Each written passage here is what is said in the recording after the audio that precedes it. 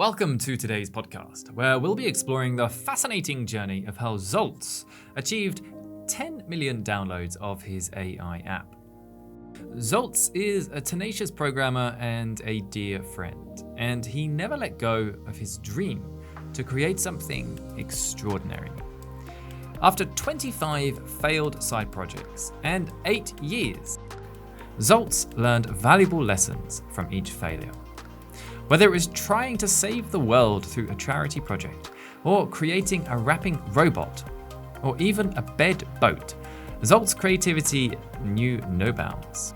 In this discussion, Zsolt and I discuss the lessons he learned through these experiments, and how he managed to build an AI app that has achieved more than 10 million downloads. Along with his girlfriend, Zsolt now enjoys building his projects with a team of 8 and fueling his future and his dream and his passion for entrepreneurship.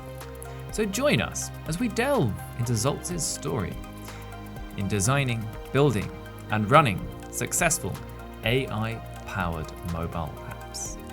Hello, Zsolt, and welcome to the podcast. It's a pleasure to have you here. Hey, Samson, thanks for having me. I'm delighted to explore your journey of being an entrepreneur because you're a very inspiring character and somebody that I feel very fortunate to have met. And my first question to you is, why did you first want to become an entrepreneur? What was that spark that inspired you in the beginning?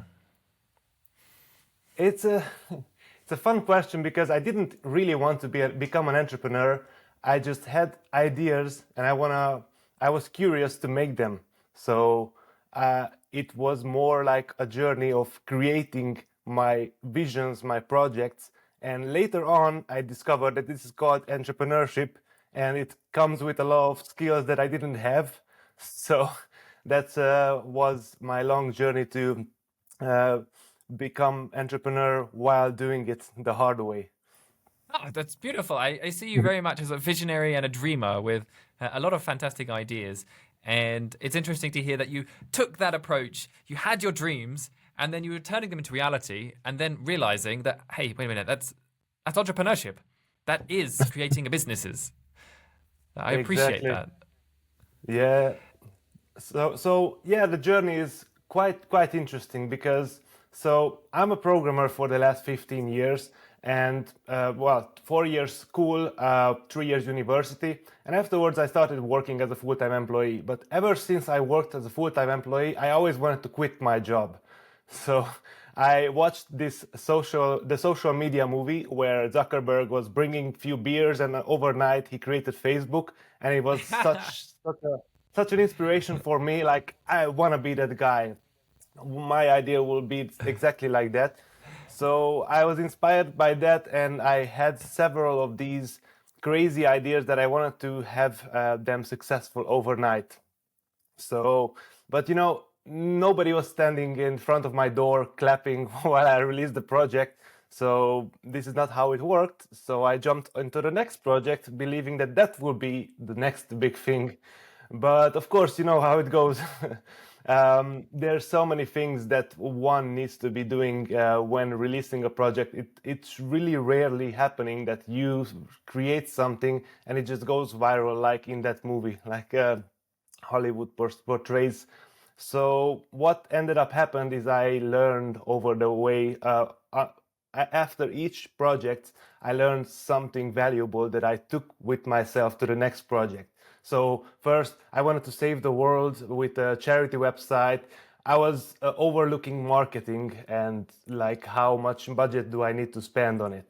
I didn't even know that this exists. I handed out flyers to people and I didn't even know that marketing exists as a profession. So I learned about it, and the next project I thought about it, so I wanted to create something that doesn't require that big of a marketing. So I ended up creating 25 different projects over the span of 8 years.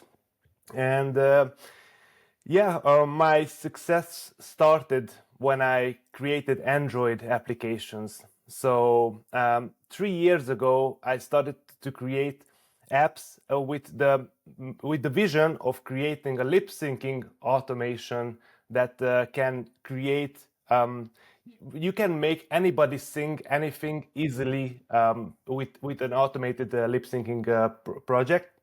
I had that dream. I made it, and it didn't become successful. And somehow, despite all the odds, the simplest projects of mine, Android projects, became successful. I didn't even expect them to become successful, and suddenly, like, it's like 100 downloads, 200 downloads. And these projects were simple and like one button apps like video stabilizer, video to photo, blur face.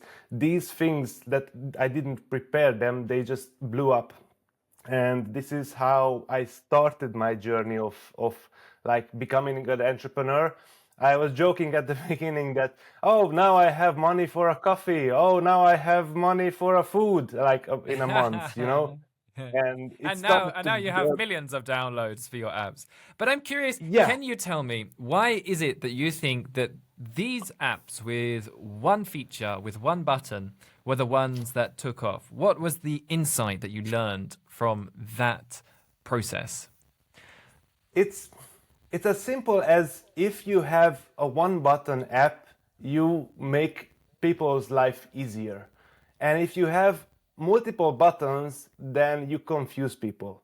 That's one of the bigger lessons that I learned when I created this lip syncing automation. Even though I'm also a video editor, so it was obvious for me how to use it, because I also created it, but it has so many buttons, like an airplane. So imagine like an airplane or an Xbox controller, like as a comparison, like which one is simpler to use, to press the X button and the joystick, or to have like 255 buttons on the dashboard and try to figure out what does what. So this is also relevant for mobile apps. Simplicity is key.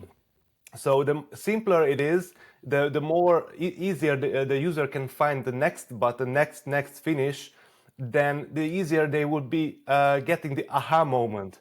Aha, this is what the app does. Okay, now I get it. Let me use it again and again.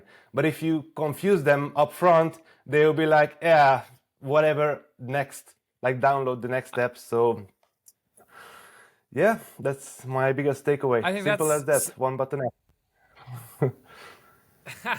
I think that's a fantastic insight. And I know from personal experience how tempting it can be to basically try and add in as many features as possible and make an app appeal to as many people as possible. And it seems like that is a good strategy. But actually, in reality, you want to be making the simplest possible app that is valuable to other people. And you need to be first putting out the concept of a minimum viable product. So what is the simplest, most minimum version of the product you're creating? So I really appreciate that insight. Are you going to add something? Yeah, so minimal viable product indeed. So it's really easy to get caught up with the mindset of, I'm not going to release it until this is perfect. So I've done it before, and this is really not the way to go. So the faster you will release the app, the faster the market will respond to you. So it's not about what you envision or what you create, it's all about what the user wants, and this can be only seen after you release. Let me give you an example. So video stabilizer, I released it in 4 hours. So I spent 4 hours of development time, and afterwards I realized that there are hundreds of downloads and people are complaining that it has bugs, it has errors, and there was a demand for it. I realized after I released it, and there were so many downloads that people were like begging me in the review section with 1-star reviews, hey, fix it please because we want to use it. You know, like it's just the way that you can create something. And then there's the other side where, for example, I created this lip syncing automation with so much care and so much work, months of work, and I released it and there has barely any downloads. And I just prepared it so much, and then the market decided like, hey, we actually don't really search for lip syncing automation, you know? So it's really fantastic. important to really... Yeah, super relevant point. I saw recently a course creator who was pre-selling his courses, and this is an example of validating the demand before you're putting out a product, or even if you're before you're even putting an MVP out, you're actually pre-selling the product to validate that people want this and to start to get feedback. And I think this is also good from another perspective, is that you start to build an audience and you can actually engage with them directly and get people to give you honest feedback, which is such a key process in the entrepreneurial journey. And I just wanted to jump back for 1 second, because you mentioned that you went through 25 projects. And I want to hear, how did you stay motivated to go through each of these projects, even though they were not reaching as much success as you might have dreamed of? Well, it's an interesting question. I had a vision of what it could be.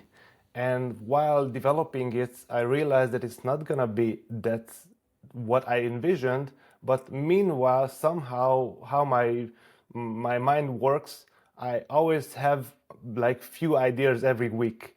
And while working on the project, I already had several candidates for the next project. And I always stay motivated by envisioning the end result, the end form, the last form of the project, the ultimate one. So how will it affect people? How will I like it? Like, I imagine it holding it in my hands or having it on my phone, and the results that I can make with it. So that's how I keep myself motivated. So having said this, it's really interesting for me to develop it. So I do not consider it as work. It's more like something as a pleasure, as a hobby for me to make them come true. To me, like, of course, there are some boring parts of it, but this vision, this thing that I imagine it in my hands, that helps me a lot to stay motivated and just keep focused until I get it done, get it right. Oh, that's a very beautiful mindset to have the focus on creating something and putting it into the world, of actually manifesting your ideas and bringing them to reality. So I really appreciate that from you, Zsolt. Actually, it's one thing that I have noticed about you that is particularly inspiring, is your desire to bring ideas to fruition and to have this almost as a focus of your process. And I wanted to ask you a little bit about if people are listening, are thinking they want to start their own entrepreneurial journey, they want to start creating their own pieces of software, micro software projects related to AI. What advice would you give them, or what advice would you give yourself, say, a few years ago? Well, one of the biggest advice that I can think of is don't try to find the technology and then try to find a problem for the technology. So this is the wrong way to go. What should be the right way to go is to find the problem and then find the right technology for the problem, not the other way around. I got stuck into this mistake quite a lot of times. So let me give you an example. I figured out that there's a face detection app by Google MLKit. And I was like, okay, there are some landmarks on the face. Let me try to use it and create the face drumming application. So I tried to take the technology and apply it to a problem that I came up with. It's not an existing problem. It's just like I tried to fit the technology that I figured out how it works. Like, this is one of the example. And of course, Wow. you know how it goes. The market wasn't ready for this yet. Can you just elaborate on what that concept is? It's a face drumming app, did you say? So you can like tap different parts of your face and it will create like the hi-hat and the bass drum. Yeah, there are drums on each part. Like, there's the north, there's the south, there's the west, there's the east. And as you move your head, you rotate, the face tracking app will like poof, ka, poof, ka. Because I thought about it, like, isn't it the most intuitive motion that you nod your head while you drum? So I wanted to like illustrate this motion with sound, and I was like, okay, this is one of the best apps. Nobody thought about it. It's gonna go viral. But you know how it goes. You know the drill.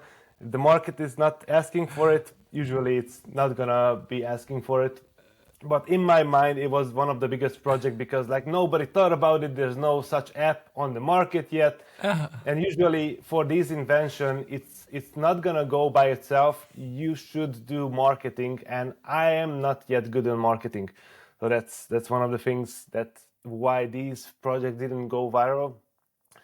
But another example with this is I figured out that there's a technology with pose detection. So I wanted to create something with pose detection. So I created a punching animation app that you put down your phone and you use your body to poof, ka, and then there will be sound effects when you punch and animations when you punch.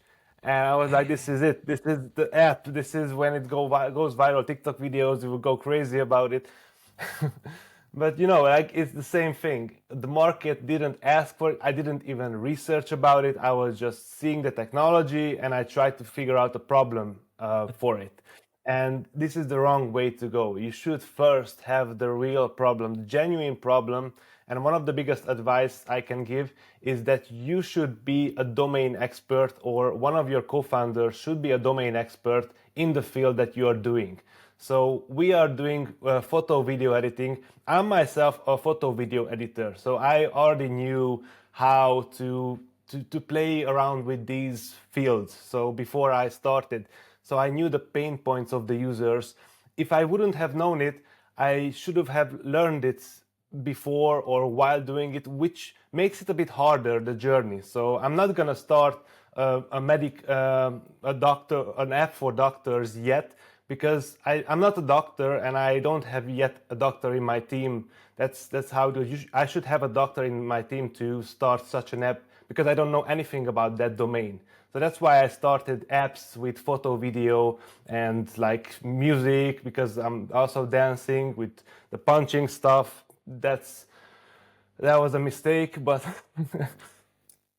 yeah. So let me summarize what you've just shared there, which is an excellent insight. That what you need to do when you are trying to create a product is that you need to have the problem first and then make a solution for that with the technology. It's not that you have a cool piece of technology that does something and then you're trying to find out exactly how you could apply that. Because when you do that, you're trying to put a square peg in a round hole and you're trying to invent a market for something. And you might get lucky, but it's not as successful as making sure that there is a real need that exists in people's lives and actually curating the product to fit that exact use case. And then you went on to say that one of the most important things is that you need to have some experience in that domain. And I think that makes a lot of sense, that how can you sell something? How can you market something? How can you understand a problem or a solution if you have not experienced it yourself in some way? And I think that's a fantastic piece of information to share with people, and really relevant. And it's certainly, I see a lot of perhaps YouTubers or people online who are talking about things that have zero experience in. There's like these 20-year-olds who are telling us how to like flip houses on YouTube, and they've never bought a house in their life. And so actually developing the authority first, developing the skills, the understanding, and then moving into how to create a problem, how to create a solution for that is the way to go. So I think that's a wonderful anecdote that you shared with us. So I'm quite curious about... Carry on. Sorry. Yeah, authority is one of the biggest things, because people will not believe you the first time you say something that you should not be saying. Like the people that are able to track it down, you lose them immediately.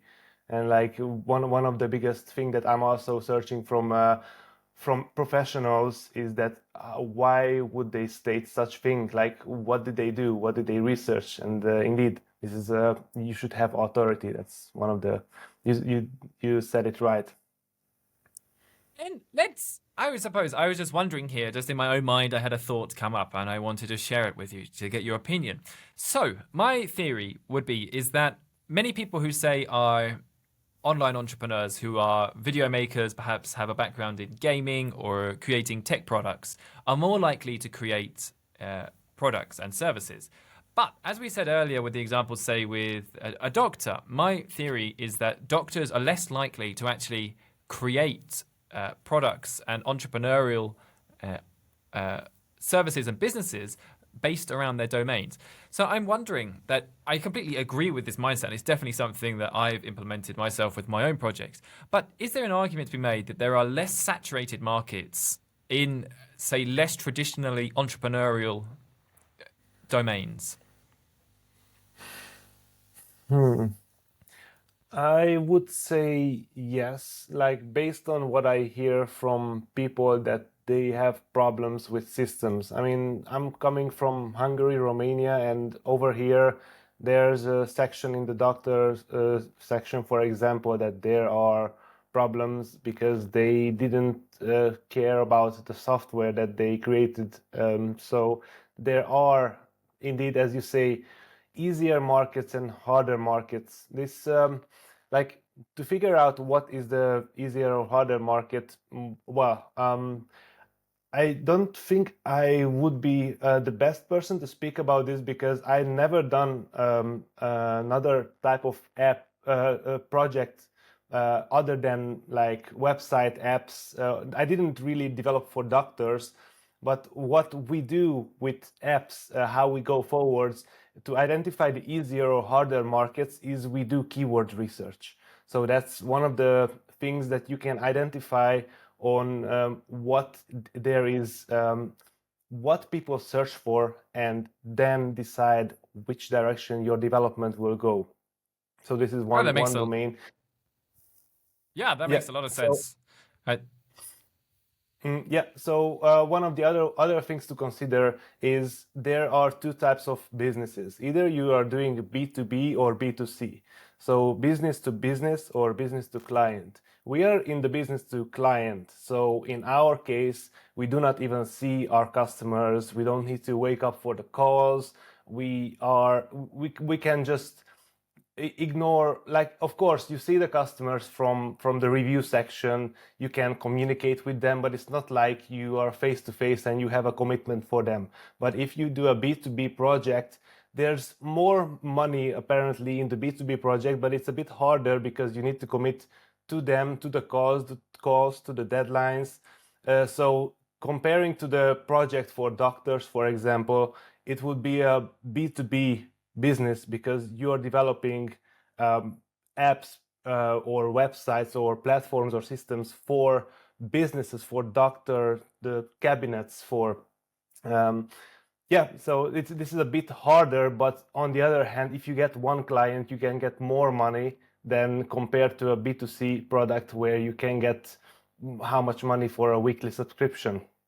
So yeah, absolutely, it makes a lot of sense to explore those different approaches. And now I'm very curious because earlier we mentioned a little bit about how during your entrepreneurial journey that you met different challenges as you were making these new projects and realized that your skill set needed to be developed in different areas. That at one point you realized when you were marketing your charity app that giving out flyers is maybe not the best approach for marketing a app like this. Well, maybe it was. But I'm curious about now how you're scaling your business. You've grown tremendously over the last few years. You've been employing more people and building out further systems. What is your personal approach for recognizing that you have a deficiency in some domain, and how do you then go about learning those skills and implementing them into your business? It has been a journey because at the beginning I was a lone wolf. So I was like, I can do anything, I will do anything because I'm also a human, I can learn it from YouTube, from all the tutorials, I will do it. But over time, how it also became successful is that I teamed up with my girlfriend, my future wife, and we created a team of two. So I was the developer and she was the marketeer, the product match finder, the keyword researcher. She did all the things that were boring for me, but she done it and it was necessary. So without her, I wouldn't have grown this much. So one of the key advice is that if you lack some domains, and if you feel like you're weaker in development or marketing, you should find your other half. It's not necessarily should be your girlfriend. It can be a stranger from the internet that you can trust, of course, or your friend from school. Like, you can team up with your ex-colleague.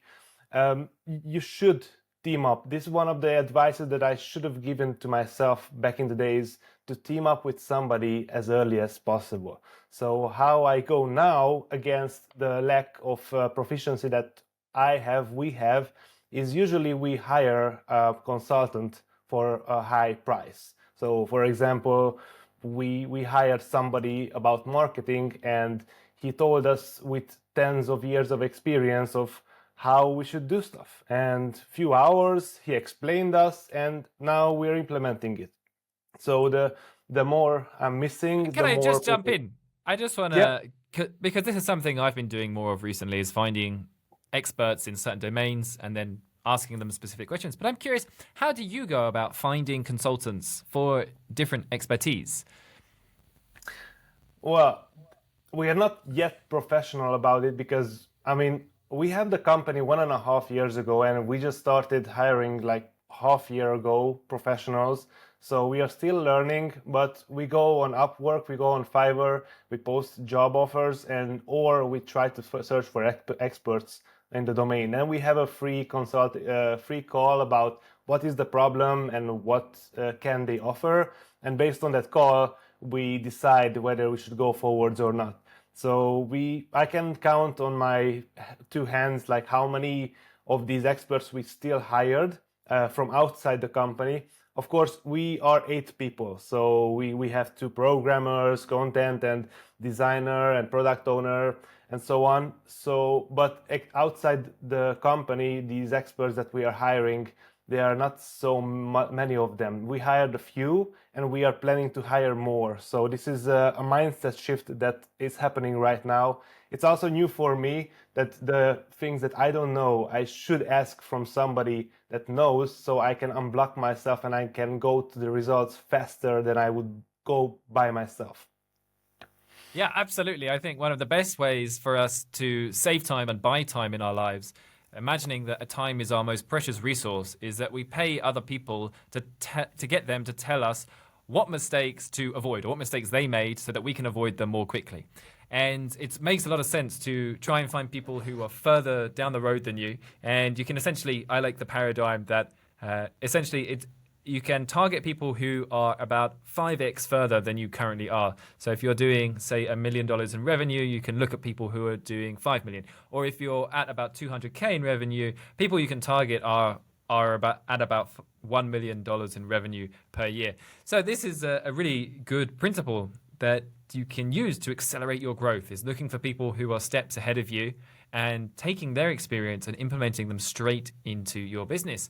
And it's something I'm doing quite a lot at the moment. I mean, I'm really actually trying to accelerate how I'm doing that.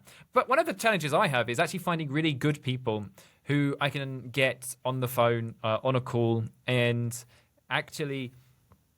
Yeah, I've had a few calls and I was like, wow, that was a waste of time. That was a waste of money. That I will never call this person again. But then I've had a couple that have been absolutely excellent. And then there's also been one I've had I had a call with this guy every couple of weeks for a couple of months. And then it got to the point where basically I almost caught up to his own level of experience, where basically I understood all of the gap between my knowledge and his knowledge.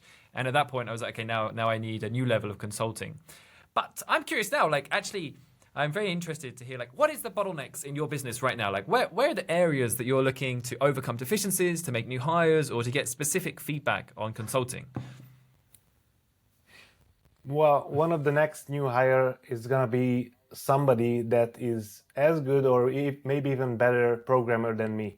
So as of now, I am the most experienced programmer in the team, and I'm also like responsible for invoices, for administration stuff, for planning, and also programming. And so this is something that I wanna take myself out from this and have a helicopter view of the project and the product, so I would be able to look more from technical as from a planning view of the project or which direction we are going, instead of me needing to implement those small things in the project. Like, I'm thinking about it, I envision what should it be, and then next thing I know, I'm doing it, and 1 week later I'm coming back again to the higher up, and it's really hard to context switch. So this is one of the things that I wanna nail, to get somebody on the team that can do these things, these really juicy things, like setting up servers, connecting infrastructures, planning the architecture. So yeah, this is something that is gonna happen, I think, in the next half year, and afterwards, yeah, I think we are kind of full. We need somebody. Well, for now, marketing, we are doing consulting. Maybe we will need somebody on the team in full-time marketeer. We already have a designer, we have programmer, we have content creator. So kind of all the areas are fulfilled. What we might also hire somebody is like somebody that is overseeing the company itself and optimizing our processes as an outsider, because as you're inside the company, like a mentor, like company optimizer, because you're inside your company, so you might not see the flaws that happens inside, and it's really great to have an outside the box look on what you're doing, and to guide you towards a more optimal way of doing company. Yeah, I love a couple of points you made there, and I want to pick up on the theme of self-awareness, of business awareness, of a couple of things that you said there. The first one was that you want to allow yourself to have this helicopter view of all of your projects. You can maintain the strategic overview of where you're going in your business. And to do that, you want to remove yourself from actually working in the business. And so you're actually putting yourself to be working on the business. And I thought that was very beautiful, because it sounds like that will allow you to have a better perspective on navigating the entire ship. So instead of being like down in the under the floorboards, like fixing the holes on the side of the ship, you're actually at the helm and directing it. You're navigating the clouds and the storms that are coming. And then what I particularly liked is actually how that related to the second point you made, which is about getting someone to come into the business who is not part of your team, so they can help identify any limitations, any mindset shift, any processes that could be improved with the way that you're dealing with your entire business. And I particularly appreciated the idea of bringing someone in from an external point of view, because they will not have the personal attachment to the business, they will not have the history with it, and that will give them an ability to actually see it more fully from all perspectives. And I think this is a fundamentally important role, I think, in all of our lives, to recognize where are we not seeing ourselves, our business, our projects from the true perspective. Where are we deluded? What parts are we missing? And I wanted to acknowledge you for this wonderful self-reflection that you are implementing, not only on yourself, but in your business. Thank you. Yeah, so one of the things that I need to mention is that like, I'm not alone in this. So a lot of credit goes to my partner, my girlfriend, my business partner, and like, she helped us to raise all this thing that we have right now. So back in the time, she came up with the idea of photo enhancer and these AI related apps, and then I implemented it. She made sure that the keywords are correct, the research is there. And just tell us exactly what that app is, photo enhancer, so the people listening are aware of what that app does. So yeah, 1.5 years ago, let me go back a bit just to have a full story about it. So okay, 3 years ago, I started the Android apps. I created like 15 different apps, and 3 of them became successful. And of course, slowly it became it became more profitable. First a coffee, then a lunch, and then it went up and up until we reached 1,000 euros a month. And that was the point what I told myself, that's when I'm gonna quit my full-time job. Even though it's not gonna be enough to sustain our digital nomad lifestyle, but it's gonna be more than enough to give us a boost to work. We had savings for like 6 to 8 months, and afterwards either we would have gone back to parents or gone back to find ourselves a job, but we did quit. And then what happened when we quit? My girlfriend Mila already researched the market, and she found out that there's a big trend about AI photo enhancing.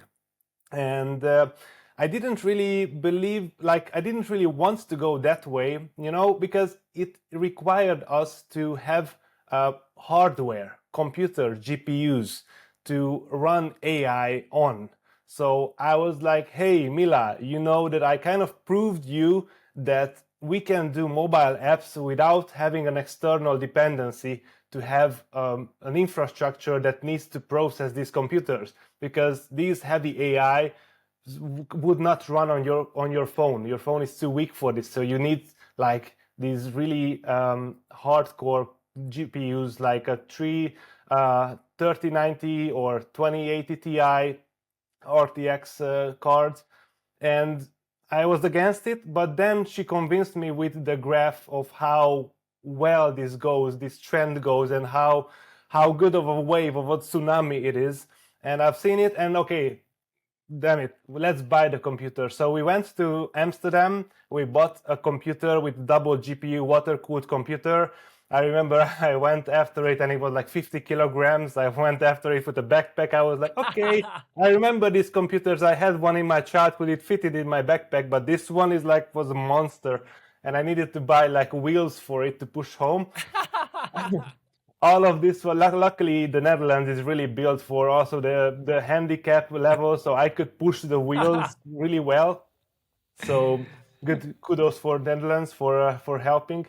And I did the transport, and the development started. So 1.5 months, we almost didn't even go out from the house. It was like I already said to my colleagues that I'm gonna quit. And at that point, I didn't really log into my work. I just was all in. I was like going nuts with this project.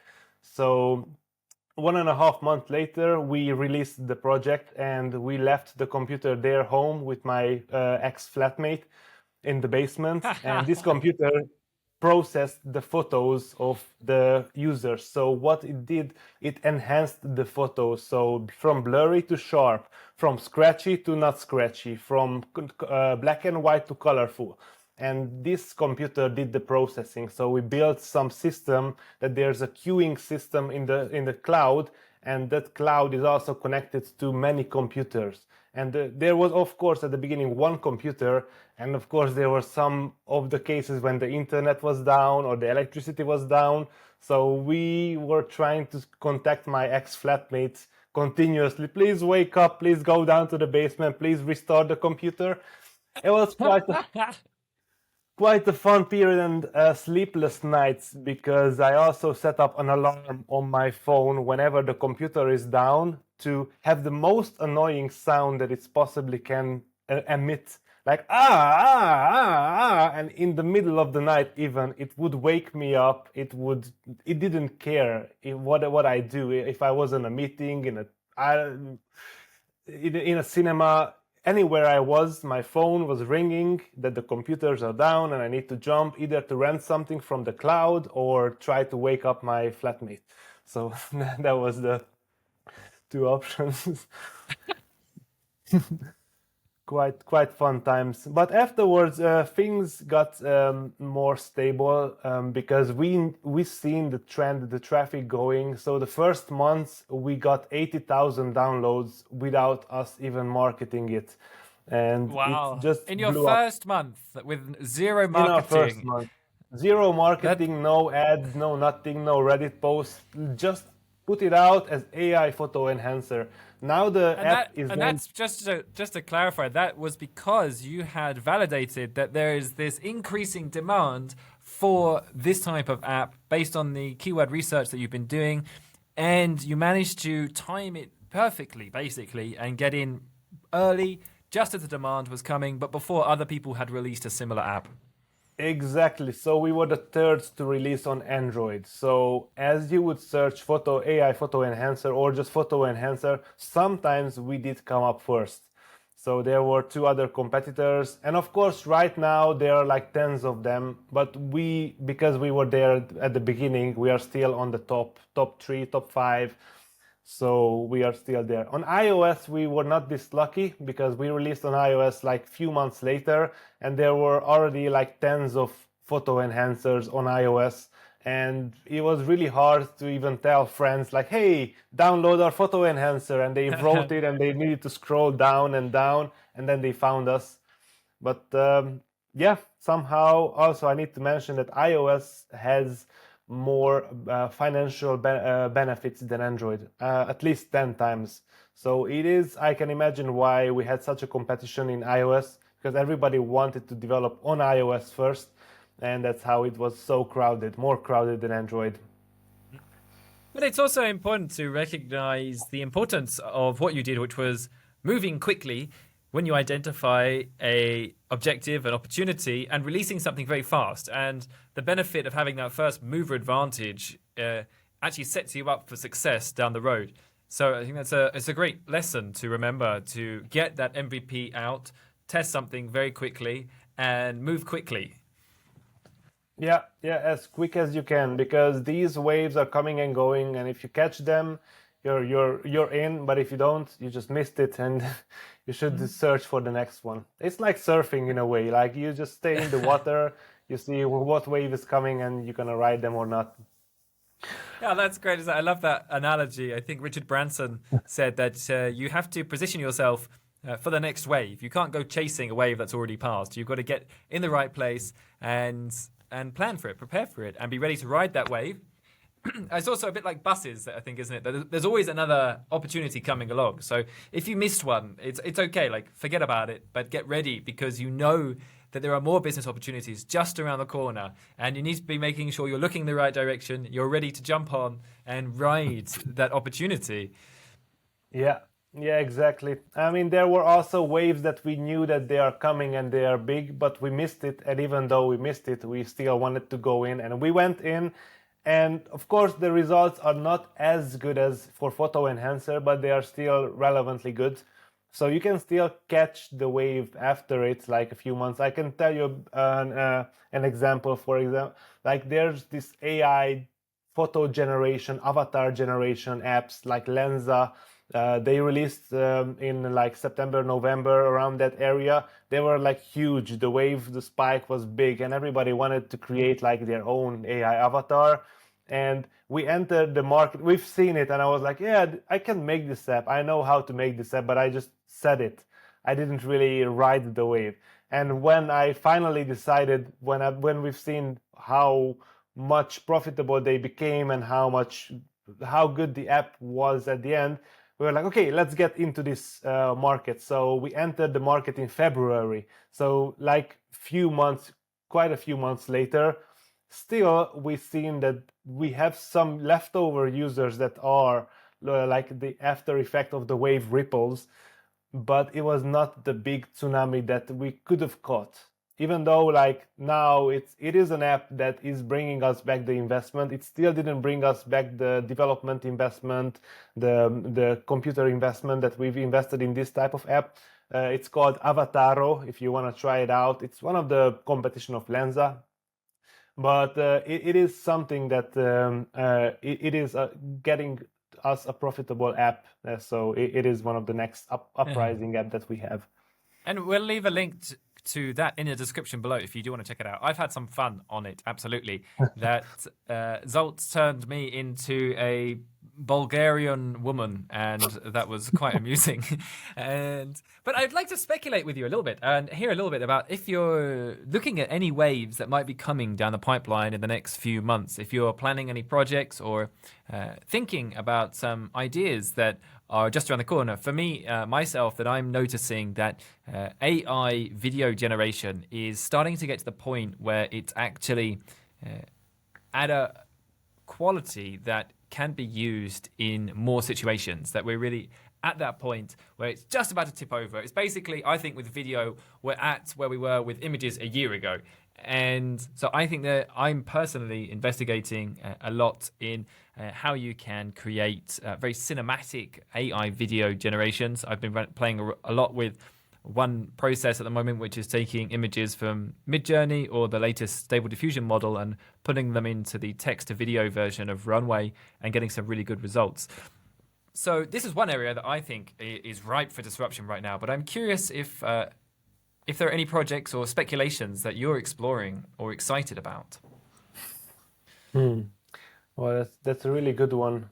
Well, how I'm looking at this as how I learned from my journey is, even though it's really tempting to jump on the technology and create something with it, I really need to have the problem first before jumping in something that exists. Even this video stuff, it's really cool, but I don't really have a genuine problem yet that I can turn into a product or a business.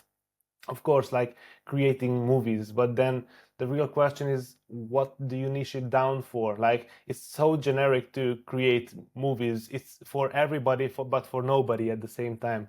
So you really need to find that niche, that user group that's gonna be your ambassador group that will take this and go with you. So, well, speculations of which direction. Well, this video is gonna get really good really soon.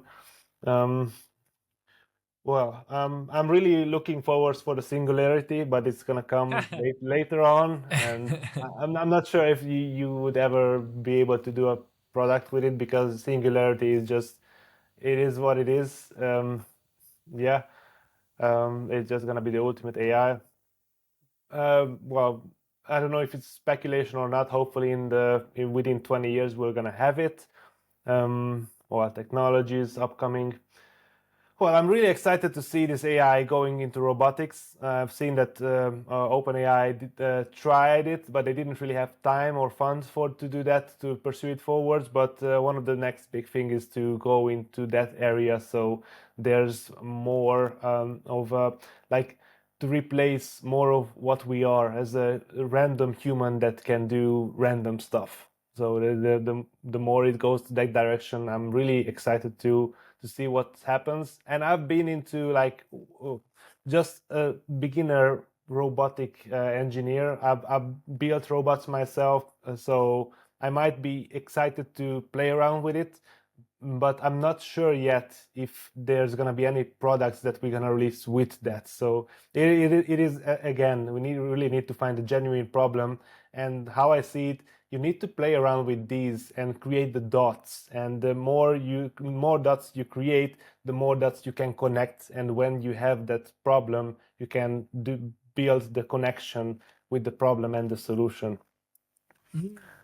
I love that concept of developing a mental map of dots in your mind, of having this understanding of the state of technology and also a number of different pain points that exist and problems, and keeping that repertoire, that encyclopedia, that library of those different issues together, so you're ready when the opportunity is there to immediately make that connection and then implement.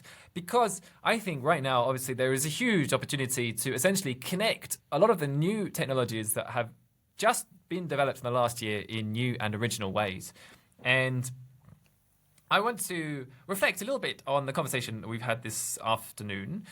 And I want to say that it's been very interesting to hear about your journey, Zsolt. I think you're a very inspiring character to talk to, because you've done a lot of very interesting things. And what I particularly admire about the way you approach this is it always feels to me that you are approaching this with a sense of adventure and a sense of excitement, a sense of wonderment, and that one of your motivations, this is my story, so this is my own opinion of you, is that you focus a lot on what there is to learn, to understand, and to bring into manifestation. About the outcome can be just in the process of creating things, as well as also seeing your ideas come to reality.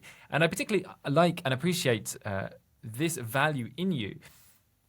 And I see that you have a real optimistic mindset with all processes that you engage in. And I find that to be a wonderful mindset for an entrepreneur, for an individual, for a creative.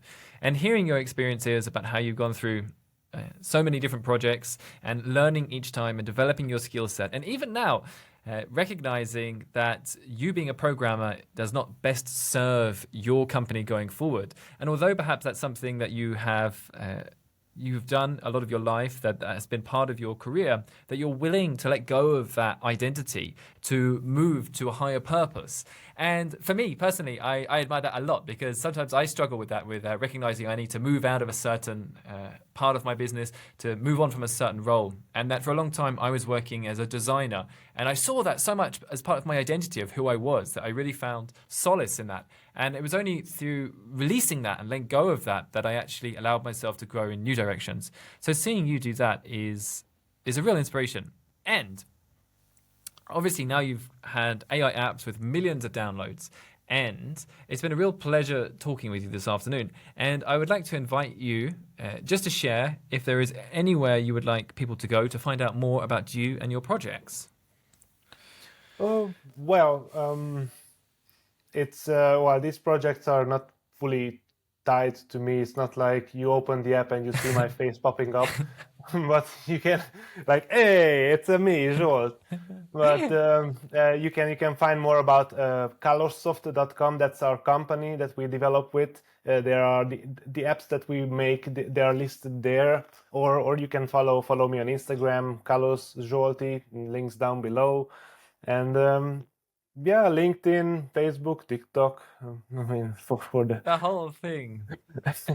Yeah, Anywhere. I mean, I'm not really there on TikTok, but if you want to keep in touch, if you are on the same journey as I was or I am, just give me a message, and we're gonna hit it, and we're gonna figure out what can we come up together, what can we solve together. Maybe I can give you my 50 cents, and then it helps you a lot, or maybe not. And I'm gonna try my best to guide you along your way. If you're stuck, just hit me up.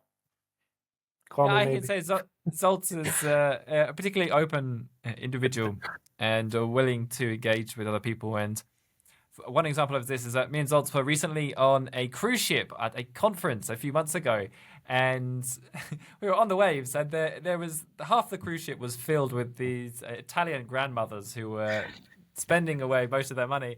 And then there was a keyboard player and a singer, and me and Zsolt were there, and we decided to start dancing. And then suddenly these grandmothers were starting to really enjoy our eccentric dancing moves, and they were getting really into it, and they were applauding and singing and shouting at us. And then we stopped, and there was a rapturous desire for an encore, and all of these hundreds of grandmothers were shouting at us to continue our dancing for them. And this is one of the reasons I particularly enjoy hanging out with Zsolt, because it's a real pleasure to engage with the world with you and to be unafraid to show up and create things. And on that note, I would like to thank you very much for joining me today, Zsolt, and do check out the links in the description to find out more. Okay. Bye. Goodbye.